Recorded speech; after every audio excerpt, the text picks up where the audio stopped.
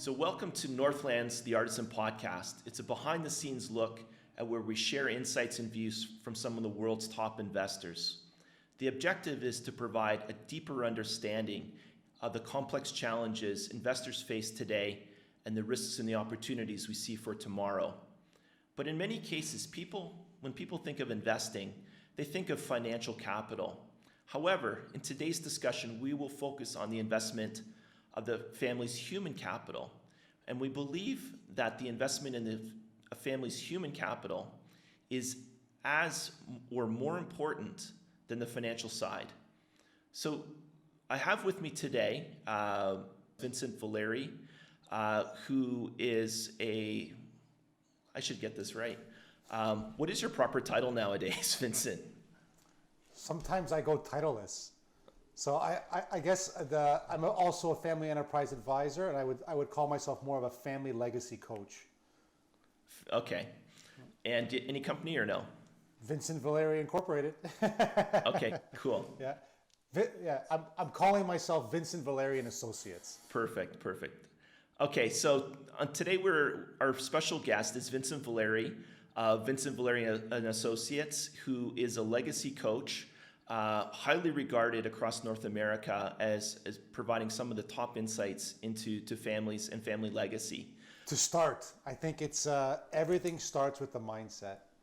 So I think that sometimes I believe families might get too far ahead of themselves with ideas and frameworks.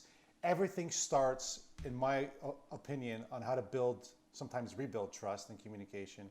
It's a mindset. We have to want to build trust and be effective communicators.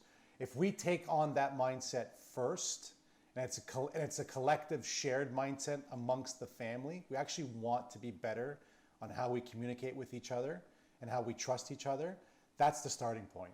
From there, frameworks and strategies can develop, but without that foundational belief or want to communicate, in my experience, it doesn't work. It really doesn't work. You can bring in the best communication coach there is, but if the family hasn't made the conscious decision, right? The conscious decision to say, hey, we want to be a communicating family, a family that believes in trust and believes in effective communication, the rest of the stuff, it's not sustainable. I have a question about Please. that, Vincent. Now you and I both grew up in Hamilton, Ontario, and if I recall properly, your family immigrated to Canada at the end of the Second World War. Yeah. And I grew up with families, and they're known as would make sure everybody had a family dinner or a family lunch on Sundays, and things have changed since the 70s and the early 80s and even the 60s. So maybe how did the traditional, Italian family or immigrant family communicate when they first came to Canada? And then how did that change? Yeah. Because it seemed like somebody was wanting that communication, and it was Nona, right? It was. Yeah. Culture plays a big role, and I'm happy you brought up our Hamilton roots, Arthur, but I think it's interesting too, the immigrants that came over at that time frame in Southern Ontario, a lot of them did very well for themselves financially, a lot of them. And it's these same families, call it my dad, your dad, that they never had to deal with this thing called money. They came from very humble beginnings. It was a very top-down approach. So I think early on it started off, there was little communication, especially with a wealth creator that seems to know all and can't do any wrong. Most families just fell in line. I think these families, mine included, were forced to change their idea, which goes back to my comment about mindset. They were forced to change their idea of how a family should operate, right? That this one person, mom or dad, is all-knowing and has all the answers. It's kind of silly, right? And I think that the families that have embraced this family enterprise approach, that each of us in the family bring our own unique ideas, our own perspectives, our own skills. And if each of us are all firing on all cylinders, if each of us are happy and contributing in our way, the family wealth, by definition, the whole wealth, not just financial, their human, social, intellectual, and spiritual wealth, it all benefits from that, right? So I think, because what you're seeing, especially in Canada, is that generation one, our dads, that came to this country with nothing, built wealth, and now they have to transition it. But I think what was lost on them, and now is very much in their face, and the industry that we're all in, was always very much focused on the technical stuff. I have to move this money to my next generation in usually the most tax efficient manner. But what we've realized through this struggle of transition and demographics getting older and life events happening is we're not only transitioning money, we're transitioning responsibility.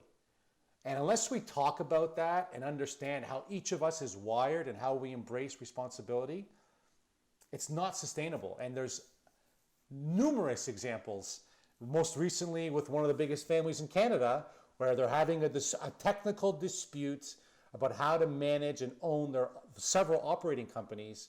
But at the core of it, the humanness is getting in the way. And in their particular case, it's being played out in front of the whole media, which makes it even much more awkward. Are you talking about the Rogers family, Rogers family. or Stronach? Well, both. So I just saw that the other day where the Stronach family never ceases to amaze us in their challenges that they're having on the family dynamics piece of their family enterprise. And I think you said it on the onset, Arthur, about financial capital and human capital. I believe human capital is the family's greatest asset. And if it's not nurtured and nurtured, checked in on, addressed, it's the human capital that will propel or destabilize a family. Back to your earlier comment about the cultural piece, the definition of wealth, I think, is changing, right? And you're seeing this now. You can have all the money in the world, but if the family is broken, if you don't have good relationships, are you really wealthy?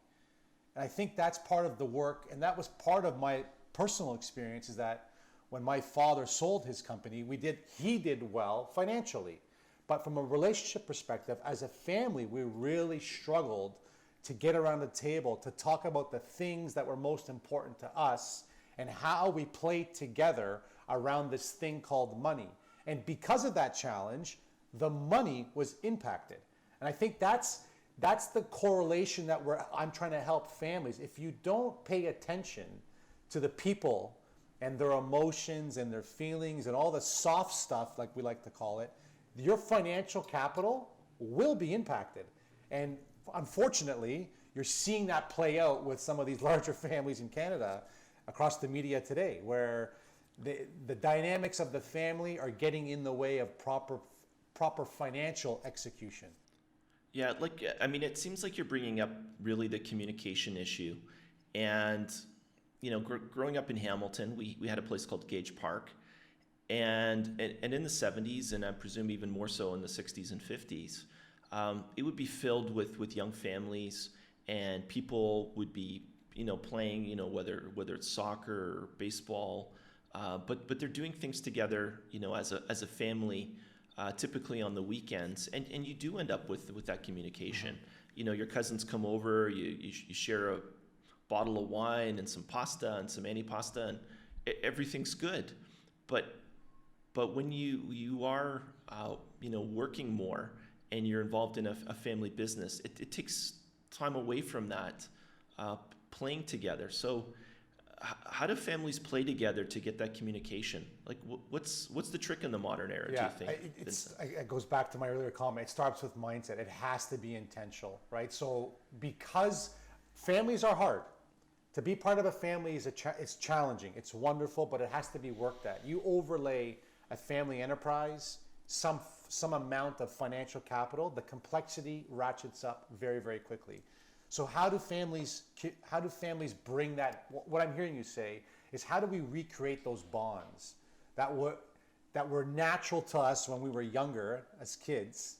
How do we replicate that as a family enterprise with in-laws and varying priorities? It needs to be intentional. Families, the most successful families are intentional about carving out time and a place to get the family together, to have these open and honest and vulnerable, we'll use that scary word, and sometimes challenging conversations. I think families are realizing now that if you're part of a family enterprise that actually wants to share and grow assets together, we need to learn or relearn how to share space, how to share communication, right? And I think that it's a challenge. It's a challenge because what's made most of these wealth creators very successful in their careers has been a laser-focused vision. I'm right, you're wrong. It's almost like a bull in a china shop. But to transition it's a framework. It's a mindset that needs to shift. It's no longer about me. It has to move to we, right? And I think intuitively people know this. By nature, we want to bond with people, right? Technology has been a big benefit to us. It's provided us with a lot of efficiencies, we're seeing this. It's taken away that sitting around on a Sunday and talking, sharing stories about the old days and just that aspect of families talking about stuff. It's incredible how far removed we've gotten from that. So part of the work that we do with families is actually very intentionally helping them plan these family retreats, as an example, so that we can bring back that bonding, that purposeful, intentional family time. That's not about just the business and the money. It's about the people around the table. Yeah, that sounds key. Now, Vincent, I mean, you mentioned something about, formalizing these types of discussions and meetings. Anybody, any family, regardless of wealth, can, obviously, bring a hibachi to a park, a soccer ball, some bocce balls, and have that family interaction. And family reunions, once a year, once every other year, I think is a huge thing. But families of, financial wealth, they have the ability to actually put the time and the money into creating these experiences. So can you maybe jump into, what a family can do or what you've seen done over the years? Yeah, great question. Depends on the family, but I think, so for example, a family I worked with in the US, large family, fourth generation, I think they were up to 37 or 38 cousin consortium shareholders.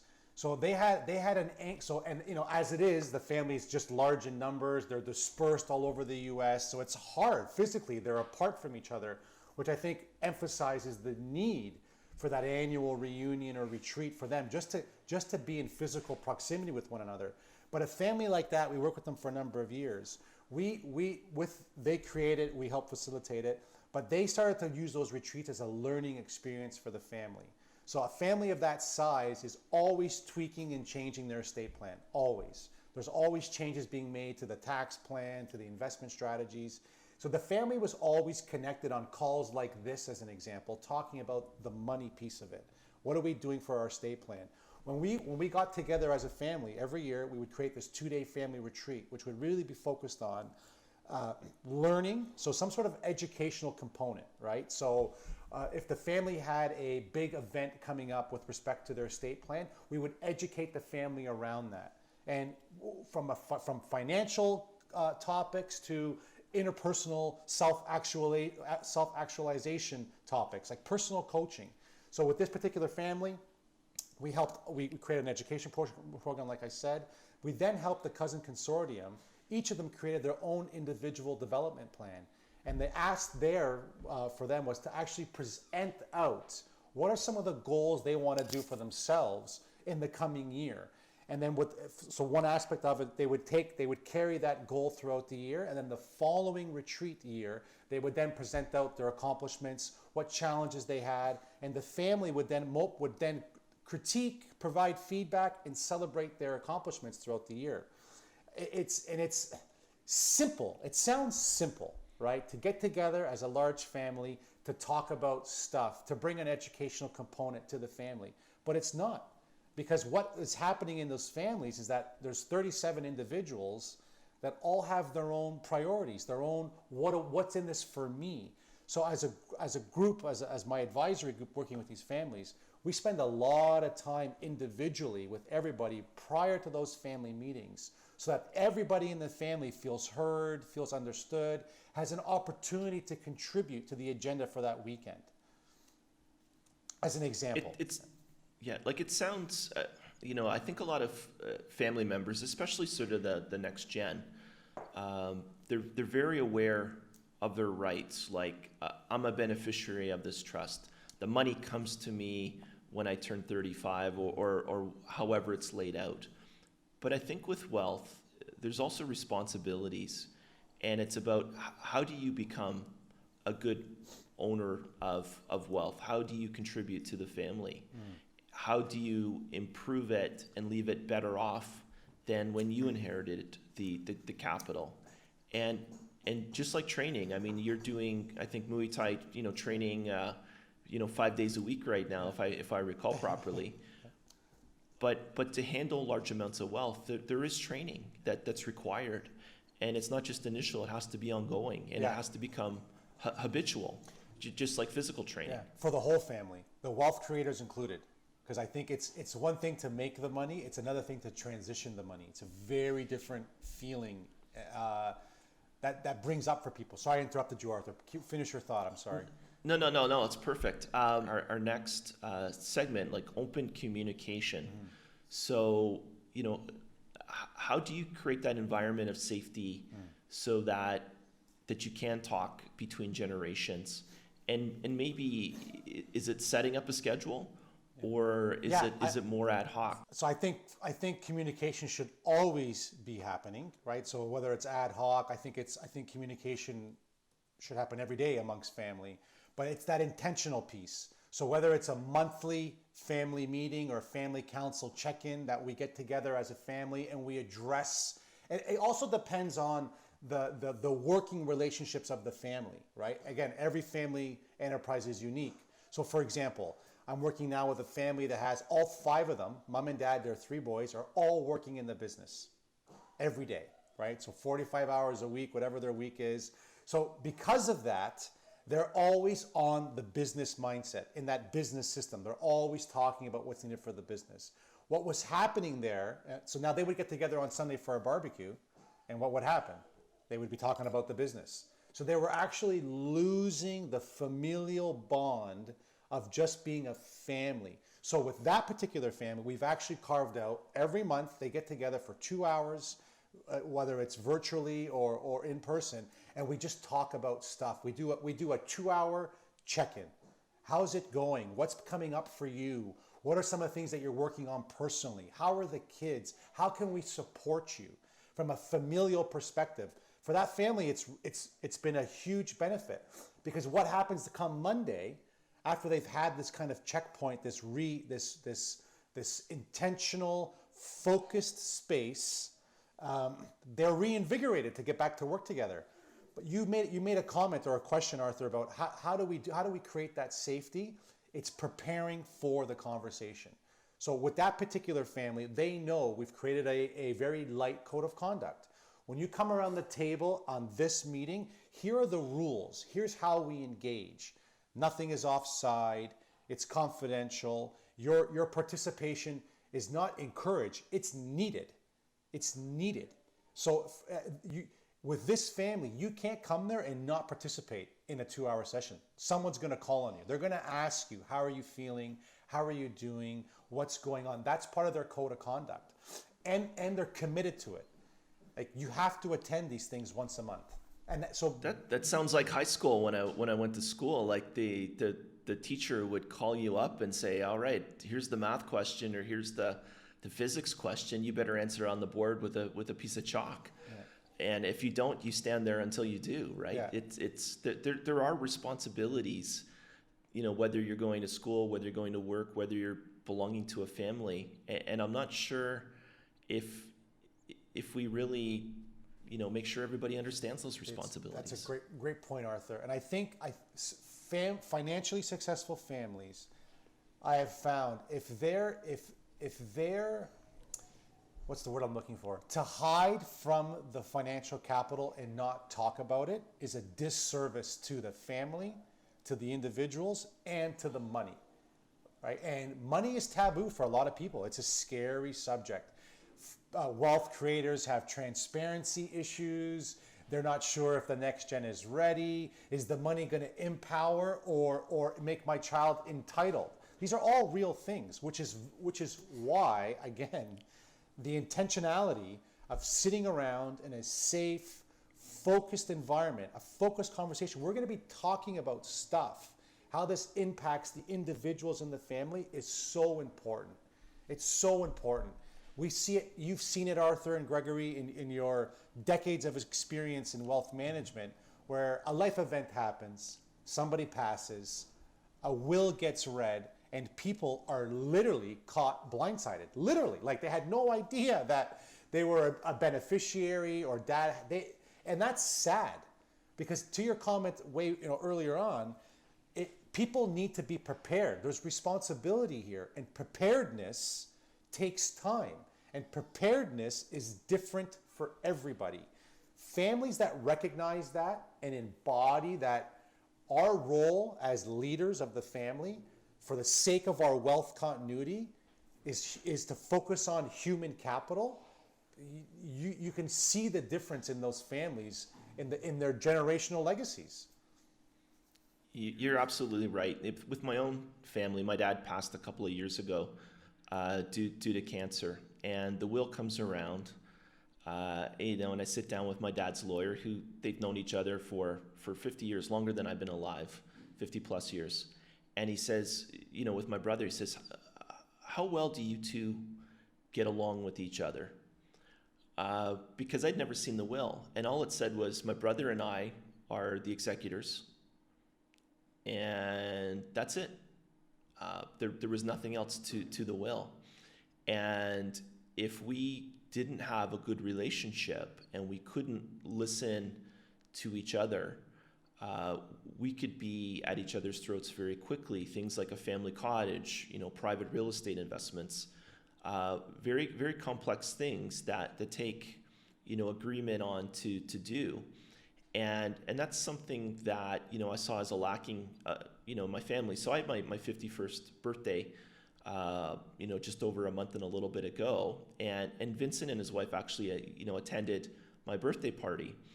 And I'm just at the initial stages. My brother's, young adults and adult children, and there's 6 of them. I've been trying to get them to start to row in the right direction. But it can't always come from an uncle. It can't always come from a mom and dad. And having an independent person, an independent professional who has the right, strength of personality, can listen, but also can provide advice. Even though we're not a client yet, you were speaking to my niece and trying to get her to share her thoughts, where I don't think she's ever really shared them before. And she's starting slowly on a different path from where she was going, just by spending a few hours together with Vincent. Yeah, thank you. And it's I think having that trusted third party be there is critically important for a family. Yeah, agreed. And thank you for the kind words. And I think it's helpful to. I really gravitate to the rising gen and the next gen of families, because that's who I am. That's my experience. Personally and now professionally for the last decade, working with families like ours, Arthur, and to bring these conversations up. So I know that the topic today generally is around communication. And I'll say it again. The first step is wanting to communicate, right? That you can't teach that. Right? Someone will say, teach me to be empathetic. It's like, well, either you care or you don't, right? We can teach you skills how to be a better communicator, when to listen, how to ask questions. But the caring piece, right? That's a mindset. And I think with families, just recognizing that is so fundamental to their growth and success, that I don't want to say that the rest of it is easy, but it's that first part. And I have found some of the most successful and inspiring family meetings I've participated in is watching mom and dad, the wealth creators, just be absolutely vulnerable about what they're feeling, what they're thinking. And when that family leader, that patriarch or matriarch, goes first and I don't want to say bare their soul, but brings that vulnerability to the table, that they have questions, they have insecurities, they're human, right? They have worries about the money, about the family. That is what creates safety, right? And because wealth creators have this aura about them, right? So I grew up with my dad was a wealth creator, big personality, hard driving. He was big. To me, he was bigger than life. So if that was, and his brother was a big personality too, big, right? My uncle was a politician. Yeah. So so as a young fella that I was, I'm growing up in this environment of success and and notoriety to some extent. That plays on you. So now you start to run through scenarios in your mind. If I don't do this, will I be successful? And it's that negative belief trap that we get ourselves into. And it's so part of it. And my personal story was my success definition when I was younger was tied to theirs, my dad in particular. So if dad made a lot of money, therefore I had to make a lot of money, or else I'm not successful. And that was the wrong belief that I was carrying for a very long time, because it was foolhardy, stupid, frankly, to compare my life to somebody else's, including my dad, completely different circumstances. And that's one of the things I offer to families, especially when I coach the rising gen, to compare yourself to your dad or your grandfather that were the wealth creators. It's not fair. It's not fair to you. The only person you really can compare yourself to is who you were yesterday. That's it. And if you take the mindset of marginal improvements, I believe you live a more successful, happy, fulfilled life. But in a roundabout way, safety, how do we create safety in families? Is we acknowledge that we don't have all the answers, and we acknowledge that communication is strategy. Without it, the other stuff, it's not going to be sustainable. J. Hughes, in over a course of a few of his books, talks about families of affinity, and a family has to want to be together. Yes. Now, there are points in time, and I've met quite a few families at family office events in the United States, where the family actually said, there are two factions, maybe even three, and those need to work together holistically, but we need to do it apart. Is that a solution? Is agreeing to disagree and going it alone better than discord between members because they have to stay together? I would say, yeah, absolutely. Whatever works for the family. And I think the notion, both Gregory and I met in that family enterprise course. And one of the things one of the instructors, I don't remember which segment it was we cannot want the family to stay together more than them. Number one. Number two, not maybe, but not all families should be together, right? I think, and it's acknowledging that, it's recognizing that. Being a family of wealth or a family enterprise comes with tough decisions. And part of it, whether it's J. Hughes or all the other authors, John Ward, talks about pruning the family tree. It's about being really realistic on what our roles are inside this family. And if that doesn't work for you, or you and I fundamentally can't get along, then maybe a separation of assets and responsibilities is the best course of action for a family. One family I worked with in particular had dad started the business. There was 4 or 5 siblings in the G2. They were gifted the business. But these siblings actually had a transaction in their second generation amongst each other where one of the brothers became a larger shareholder, and it was very successful. They talked through it. So to your point, Arthur, that family made a conscious decision to actually separate out their ownership interests so that they can remain family. And that's great. That is absolutely great. I think what happens oftentimes, to your comment about fractions, is because, for example, if a family has a business, we all must work in the business in order to be successful. Or in order to be family, we all must work in the business. And that is not healthy. If an individual is on their own path and they're happy, and this is Jay Hughes, and self-sufficient, that's amazing. And that's enough for that person. To pigeonhole them or to force people, siblings, cousins, into a partnership that doesn't work for them as people, it doesn't serve. It doesn't serve the family, it doesn't serve the individual, and it for sure won't serve the money. One of the statistics that we heard in the FEA course was that the largest form of litigation today is trust litigation, right? Beneficiaries are suing their trustees. And that, for me, what a missed opportunity as a family to talk about why we're doing this trust. What does it mean to be a beneficiary? What does it mean to be a trustee? That trustee-beneficiary relationship, as an example, is sacred. And it's going to be together. They're going to be together for a long, long time. So we better figure out what kind of relationship we want so that we can share and manage assets together. The industry that we're all in, wealth management, I obviously play on the relational side of it, misses that key component, I think, oftentimes. Where mom and dad have all the right intentions. We want to transition these assets to our kids. Fantastic. But it's that responsibility piece as well. Are they the appropriate people to be in a business relationship? Very different criteria. And helping families separate it. We can still be brothers, we can still be siblings, but not in business together. What's great, as long as we know and afford each of us the opportunity to talk about that and figure it out together, that's what I believe is a criteria for success. And I think that model, it's incredible how it was through the test of time.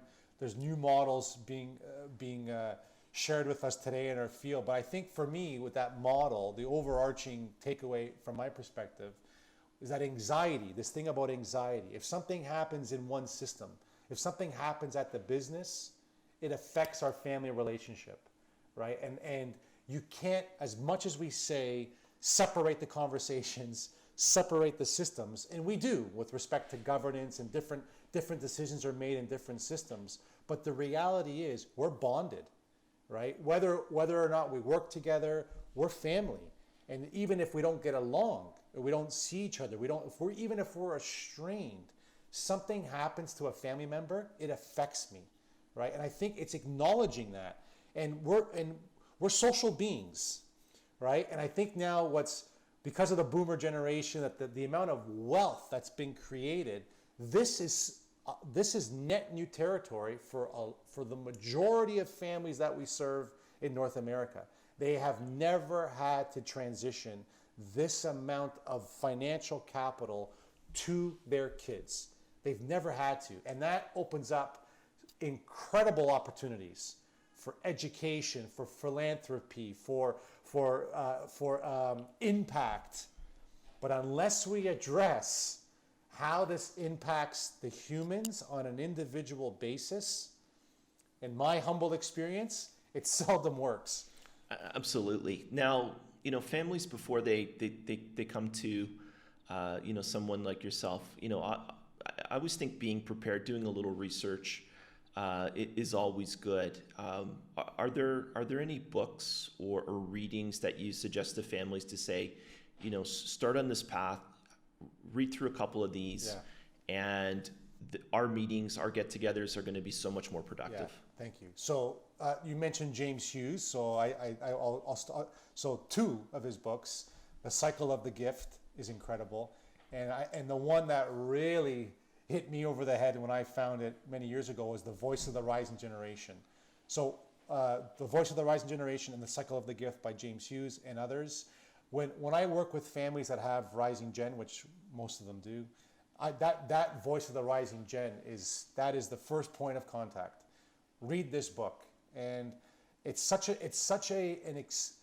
so profound when they come back after reading it, because they literally, people are like, how do they know that I'm experiencing this? And I say with families, with all love and respect, everything is unique to you and what you're experiencing, but it's not unique in the grand scheme of things. There's only so many things that we can experience as people, feelings, and you can actually map it, what families are going through during transitional time. So, as I'll repeat that. So, The Voice of the Rising Gen, incredible read. The Cycle of the Gift.